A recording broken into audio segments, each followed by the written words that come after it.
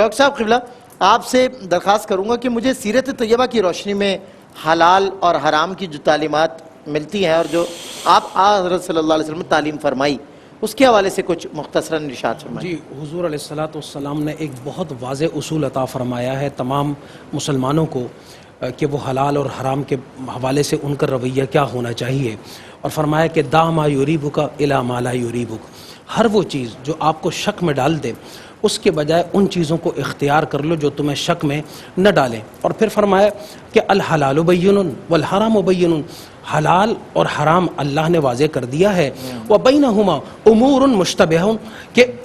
اور دوسری جگہ مشتبہات بھی آتا ہے کہ ان کے درمیان جو ہے اگر مشتبہ امور ہیں تو ان سے ذرا سا رویہ آپ کا بھی احتراز کا ہونا چاہیے۔ تو انسان اپنا فوکس جو ہے وہ حلال کی طرف رکھے، حرام سے بچے، اور جہاں کوئی ایسا کام ہو جس کے بارے میں اس کو شک پڑتا ہو تو بجائے اس کے کہ وہ مشکوک عمل کی طرف رغبت پیدا کرے، کوشش کرے کہ وہ اس کے ارتکاب سے اپنے آپ کو روک لے۔ یہ ایک بنیادی فلسفہ ہے حلال اور حرام کاموں میں اختیار کرنے کے حوالے سے۔